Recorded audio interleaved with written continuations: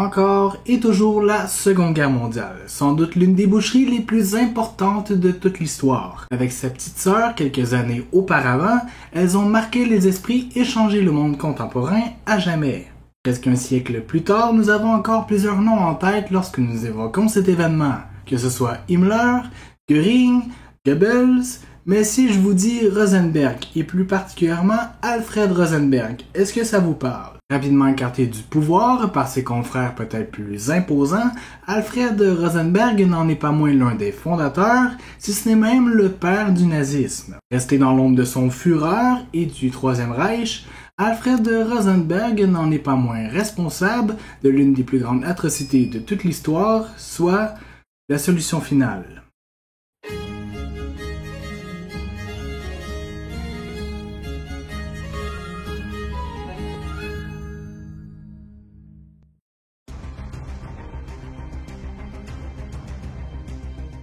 Né en Estonie en 1893, Alfred Rosenberg est issu d'une famille germano-balte. Dès le début du 20e siècle, il entame des études en architecture à l'Université technique de Riga en Lettonie, donc en Russie. Né d'une mère estonienne et d'un père allemand balte, Rosenberg vécut à Reval, l'actuel Tallinn, jusqu'en 1918, moment où la révolution bolchevique déchire le territoire russe. Ainsi, de 1914 à 1918, il habita et étudia à Moscou avant d'aller s'installer à Berlin et enfin à Munich de manière définitive. Dès la mi-vingtaine, Rosenberg porte les traits d'un antisémitisme profond et une haine envers les bolcheviks. Comme plusieurs Allemands alors en exil, Rosenberg parcourt les rues vivant des soupes populaires et des sociétés de secours, notamment celles aidant les Allemands de la Baltique. En 1920, l'Estonie devient alors une république et les derniers germano-baltiques sont expropriés. De cette vie précaire, Alfred Rosenberg se radicalise et rejoint l'ordre de Thulé, une société secrète allemande qui s'intéresse et valorise l'histoire germanique et pan-germanique. En parallèle, il devient de plus en plus intéressé par les idéaux du national-socialiste. C'est d'ailleurs par l'intermédiaire de Dietrich Eckart, membre primaire du DA, que Rosenberg rencontre Hitler pour la première fois.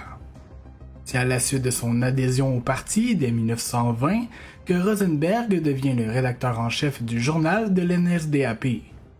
En 1923, c'est le putsch de Munich, une tentative de prise du pouvoir par Hitler et ses alliés qui se conclut par un échec entraînant non seulement l'emprisonnement d'Hitler, mais aussi par la mort d'une vingtaine de personnes. De novembre à décembre de la même année, Rosenberg prend la tête du parti nazi à la demande, en plus d'être un élément central dans la mise en place de la doctrine nazie de Mein Kampf.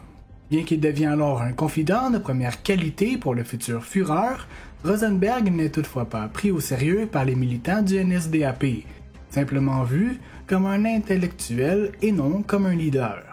Entre 1925 et 1933, Rosenberg se verra confier la direction du journal L'Observateur populaire et deviendra même président de la commission des affaires étrangères au Reichstag. Dans ce même espace-temps, il va publier l'un de ses plus grands succès, Le mythe du XXe siècle, un ouvrage centré sur les forces du sang, du sol et de la race. Tout au long de son ouvrage de 600 pages, il théorise de long et en large le projet raciste et l'expansionniste allemand. Dès 1933, ce n'est pas moins de 100 000 exemplaires qui sont vendus. Cependant, bien qu'il fût félicité par Hitler, celui-ci affirma également en avoir lu que très peu de passages. Au moment de l'ascension au pouvoir d'Hitler, Rosenberg affirma « Les Allemands vivent un moment historique crucial. Le sang versé recommence à frémir. Sous son signe mystique se produit un renouvellement des cellules de l'âme du peuple allemand. Nous avons le devoir d'élaborer un nouveau type d'homme à partir d'un nouveau mythe de la vie. Mais comment inventer ce nouveau type d'homme? » Quant à Goebbels, son rival, il qualifiera son livre de « raw idéologique ». C'est assez charmant comme façon de voir les choses. Dès lors qu'Hitler accède au pouvoir, c'est la douche froide pour Rosenberg. De l'idéologie purement raciste, on passe à une politique centrée sur le calcul des puissances et de l'intérêt national. En grande dualité avec les autres membres du parti, Rosenberg est isolé et mis à l'écart de plus en plus. Incapable de faire entendre ses idées, celui qui fut à la genèse de l'idéologie centrale d'une des plus épouvantables guerres de l'histoire, dut se contenter de son titre de ministre de l'Est. Durant toute la durée de la Seconde Guerre mondiale, il espérera satisfaire les demandes de son Führer.